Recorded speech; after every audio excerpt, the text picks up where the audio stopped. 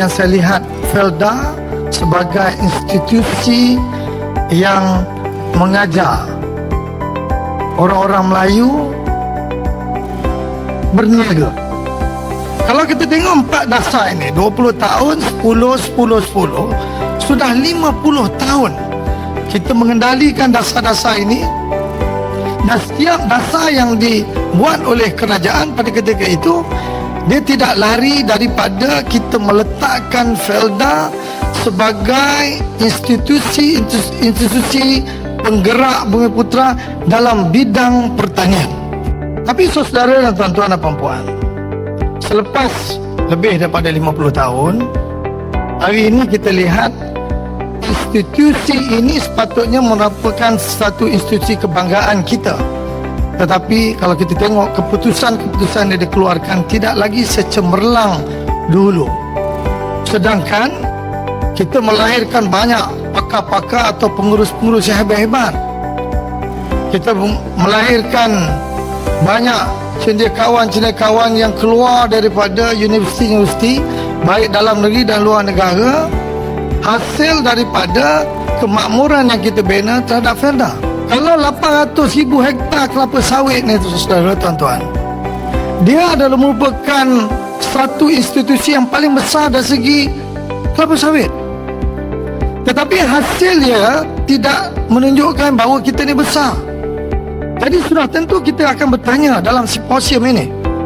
Kita kena lontarkan kenapa sebuah organisasi Felda yang berumur lebih daripada 50 tahun, ada 800,000 hektar.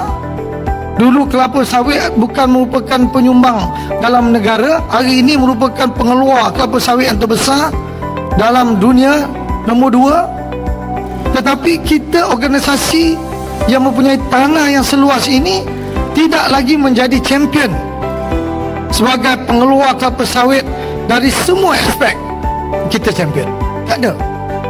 Kalau setiap hektar kita boleh keluarkan 18 tan satu hektar, sudah tentu Felda sebagai sebuah organisasi combine 800 hektar ini, sudah tentu kita ada lebih kurang dalam 14.4 juta buah tandan kelapa sawit. Sebenarnya Felda ini, kalau kita tengok betul-betul, kalau kita look back, apa yang menyebabkan kita berjaya pada satu ketika dulu dan apa yang menyebabkan kita gagal hari ini, kalau kita belajar daripada yang kejayaan dan juga kegagalan ini, dan kita susun strategi untuk 20-30 tahun akan datang, saya percaya bahawa tanah 800,000 ini tak boleh lari daripada kita. Cuma kita kena pandai mengolah tanah ini supaya satu hari nanti generasi Felda yang ke-5, ke-6, ke-7, ke-8, they feel proud to be part of the Felda. Dia mesti merasa bangga dia macam Felda. Hari ini, saudara, tuan-tuan, dunia hari ini cerita banyak food security. Elemen pertama yang perlu ada dalam food security ini ialah tanah. Kalau tak ada tanah, tak payahlah kita cerita pasal food security. Kalau tak ada tanah, tak adalah payah kita cerita pasal teknologi. Nak buat apa teknologi ini kalau benda yang kita nak buat ni tak ada? Hari ini kita ada tanah. Total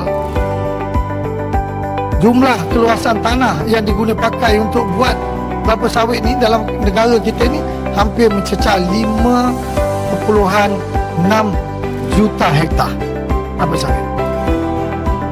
Habis dia cuba bayangkan 5.6 juta ini, kalau kita tak terlibat secara langsung under institusi Felda, mana kita tertinggal.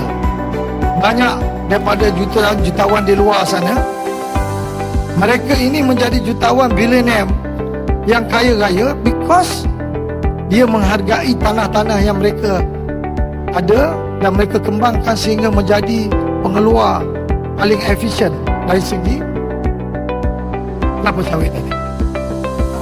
Satu hari nanti semua generasi Felda ini akan bersama-sama mendapat setiap aktiviti rantaian ini, menjadi champion kepada setiap rantaian ini, kerana kita ada infrastruktur.